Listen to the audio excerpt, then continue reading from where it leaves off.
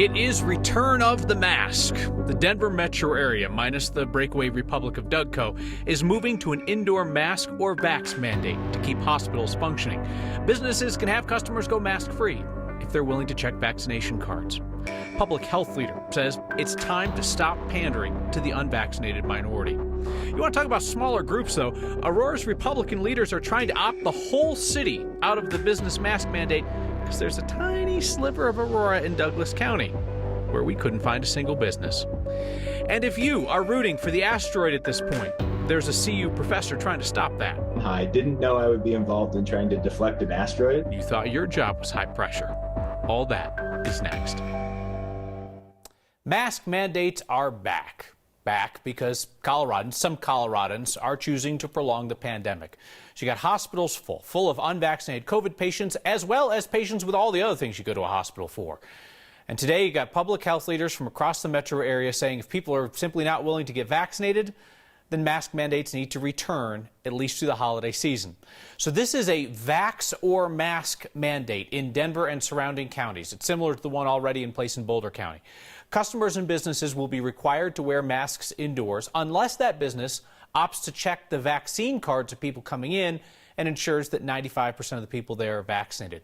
The order lasts through early January. The counties are acting because Democratic Governor Gov Polis has made clear there will be no statewide action on this. The metro area is united, with the exception of Douglas County, where Republican county commissioners fired their public health experts in order to avoid mandates.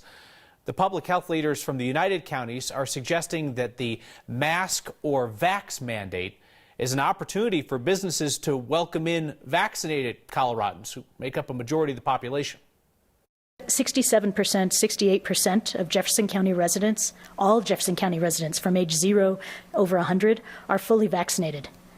Those are your patrons. Those are your customers. I don't know, I'm not a business person, but it seems silly to pander to a small number of people that don't want to wear masks and turn off a large number of people that have already told you they want to be protected. The vocal minority is super vocal today with cries of "we will not comply," to which public health leaders basically said, all right. They stressed that enforcement of these orders is not the point. They don't expect a lot of enforcement. They noted that research shows that most people will just wear a mask to protect their neighbors when they're asked to do that. In Boulder County, the estimated rate of mask wearing jumped almost 30% after the county instituted a mandate. Happiest man in the whole state today is Governor Polis, who avoids having to make an unpopular decision to implement statewide measures. We're seeing the state's second largest hospitalization wave of the pandemic continue to rise. There's some governors that have outlawed mask wearing. They've said no jurisdiction can have it. You can't require masks. There are other governors that said everybody's got to wear a mask everywhere across our entire state, even in areas that don't believe in the value of mask wearing and don't want to wear them, and the enforcement apparatus wouldn't support enforcement.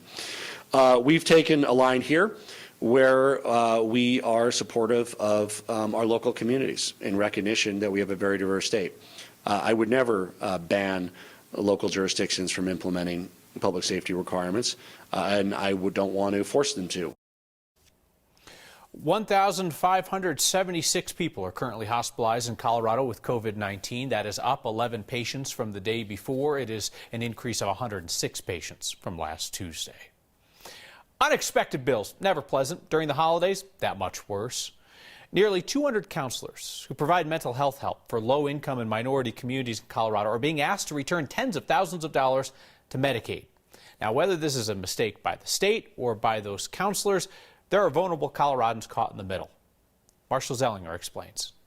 Medicaid is complicated. This story about Medicaid is about money. In my case, was around $18,000. For over $17,000. Brenda Renfro and Diane Melendez provide mental health services for people on Medicaid. For me, the benefit was that I had access to a lot of Latinos that otherwise don't get services. Our Medicaid clients really are those who are either unemployed or they're employed, but they their income is a low income. Seeing someone on Medicaid usually comes with a lower reimbursement than seeing someone with private insurance.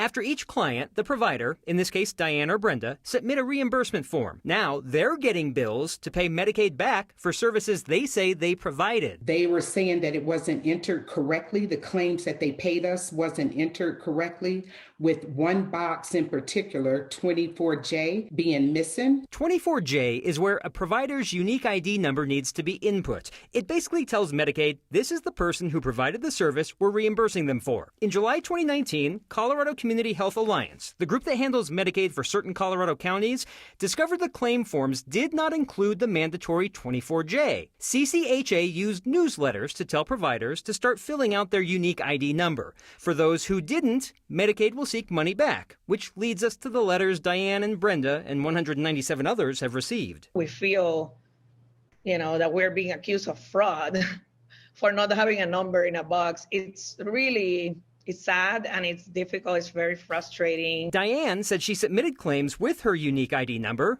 Brenda says she tried.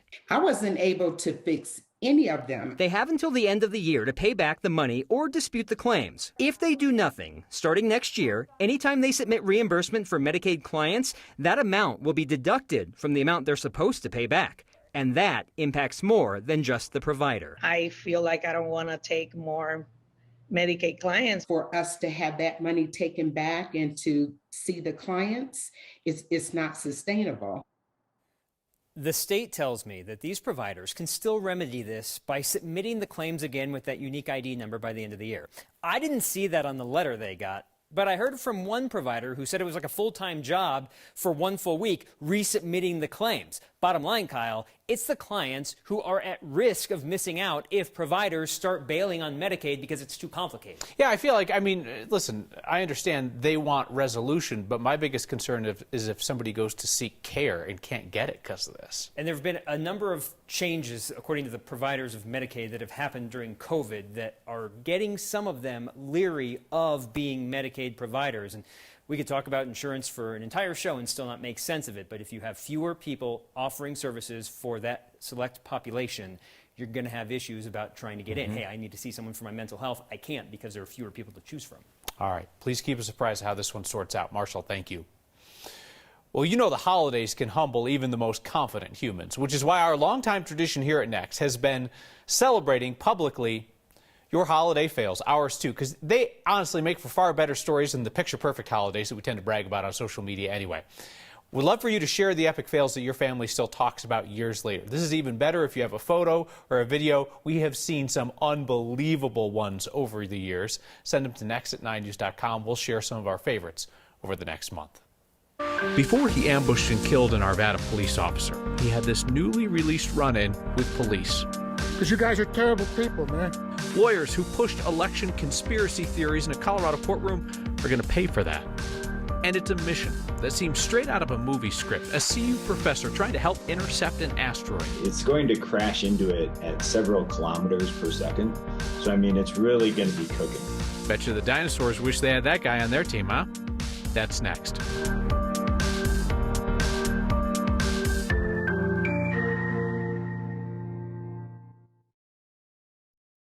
Aurora police say they have made their first arrest for the drive-by that injured 6 Aurora Central students last Monday. Investigators say that more arrests are coming as Aurora tries to head off a continuation of the violence among teenagers that left 9 teenagers shot last week. A 15-year-old boy now faces charges of attempted first-degree murder for the shooting last Monday at Nome Park across from the high school. All 6 people shot were teenagers from Aurora Central. One of them needed emergency surgery. Police are not naming the suspect at this point because of his age. They say he was driving one of the 2 vehicles thought to be involved in the drive-by, so that means that there are at least 2 shooters among the suspects still out there. The man who shot and killed an Arvada police officer in June had made it known in a couple of ways that he hated police. We're learning for the first time today that Ronald Troicki confronted officers outside of a library 2 weeks before the shooting, telling them they were terrible people. He filmed video of officers making an arrest, complaining that they were not wearing body cameras. You do all the things to people you don't want done to yourself, and we're supposed to appreciate your kind, right? No, I know not all of you are bad, but there's too many that shouldn't be a police officer. Okay, and if you don't agree with me, you're brainwashed. Officer Gordon Beasley, who was killed in that Old Town ambush, was not in the group of officers that the shooter confronted. The shooter also left letters that were found by police after the killing of Officer Beasley. In those letters, he said that he wanted to kill as many officers as possible. He mentioned Elijah McClain's death in Aurora as one reason that he disliked police.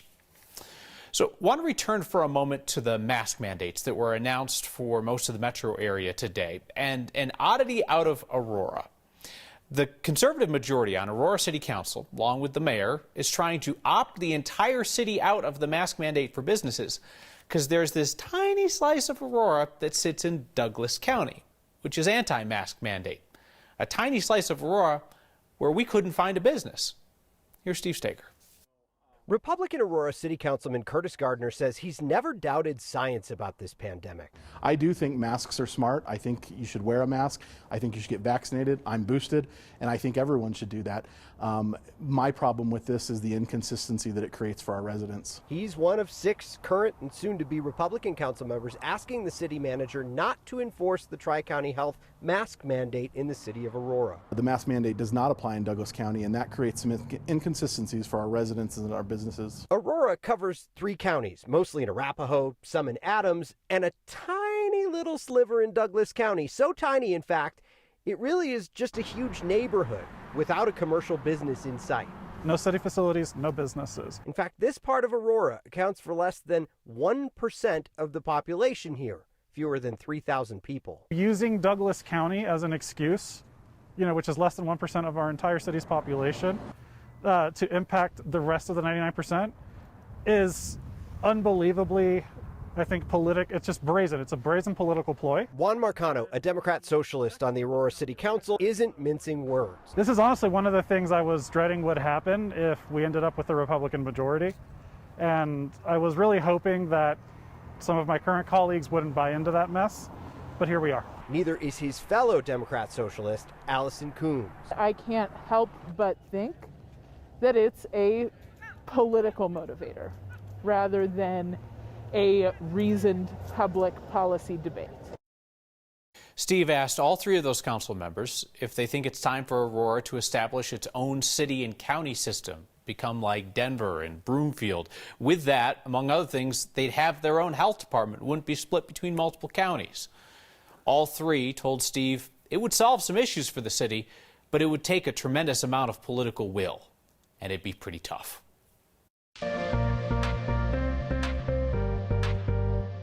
Well, we nearly set a record in Denver today. Temperatures getting up into the low 70s. We were only 2 degrees shy of our daily record, but big change is already in store for us here into the Denver area. It's the most Colorado thing you'll see is a sharp cold front that'll bring our temperatures down into the 40s for a high as we get into your day tomorrow. A little bit of snow, especially south of I-70. We'll take it. We desperately need the snow and any precipitation here across Colorado, but not really that much to speak of. Most of that comes tomorrow afternoon, tomorrow night, including a slim chance for some snow into the Denver area, especially south and west of town.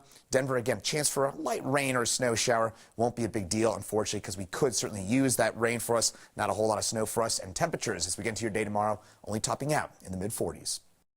Here, meteorologist Chris Bianchi dropping our lines into his forecast. Perhaps one reason why lies about election rigging keep eating away at the confidence in our democracy is because those lies are free. It doesn't cost a thing to make up conspiracy theories about, say, Dominion voting systems in Denver. Well, that nonsense is free outside the courtroom of U.S. Magistrate Judge Reed Newrider. The federal judge here in Denver is telling 2 attorneys, Gary Fielder and Ernest Walker, that they need to pay $187,000 in legal costs for a frivolous lawsuit they filed alleging that the 2020 election was rigged. Magistrate Judge Newrider's Dikembe Mutombo-style swat-away read in part, "I conclude that the repetition of defamatory and potentially dangerous unverified allegations is the kind of quote-unquote advocacy that needs to be chilled. Counsel should think long and hard and do significant pre-filing research and verification before ever filing a lawsuit like this again."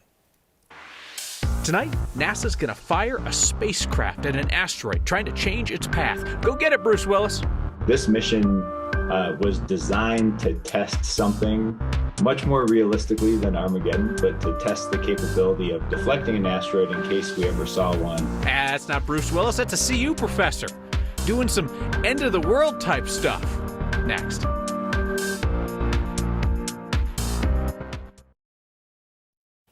So not to be dramatic, not that that ever happens on the TV news, but it's kind of a once-in-a-lifetime shot. An aerospace engineering professor at CU Boulder has a chance at a space mission that is straight out of a Hollywood movie.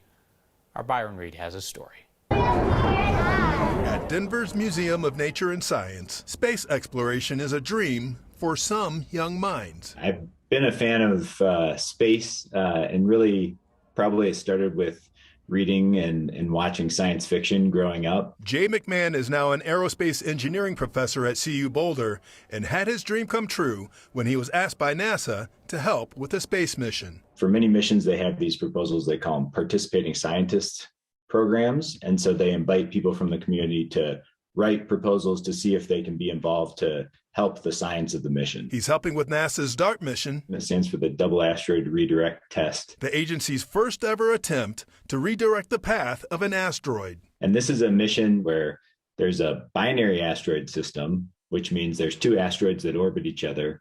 And we're going to test our capability of deflecting an asteroid and changing its orbit. According to NASA, DART is a spacecraft created to impact an asteroid at about 15,000 miles per hour or 4 miles per second. It'll basically provide some momentum to the asteroid and then change how it's moving. McMahon says the mission was designed in case NASA ever detected an asteroid coming near Earth's orbit. There's no danger, but we're just testing to see what could happen if we ever had to do it. McMahon says he's ready for the launch and thankful for the attention as a way of getting more people interested in space. If I can have any small influence to try and get more people involved, that's really the big payoff for me. For Next, I'm Byron Reed.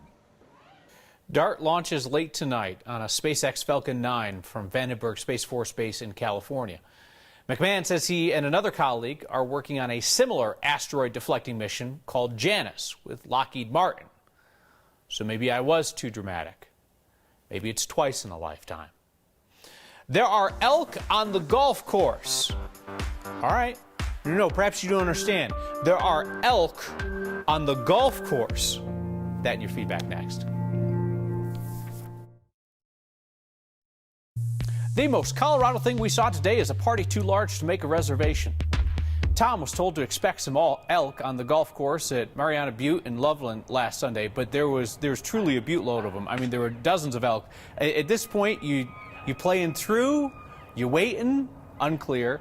Fun fact, elk herds can be as large as 400 animals. That's why they don't make brunch reservations. They just eat wherever they please, like at Beverly's Place in Golden the other day. See something Colorado? Send it our way. Email next@9news.com or get our attention on Twitter with the hashtag HeyNext.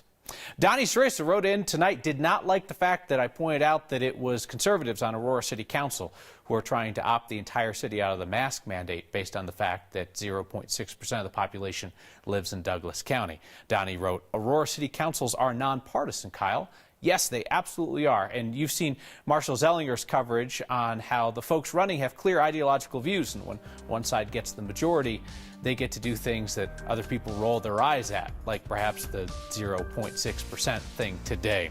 Rory Donaldson emailed in all caps, more Marshall Z. Marshall Z does a great job. I agree. See you next time.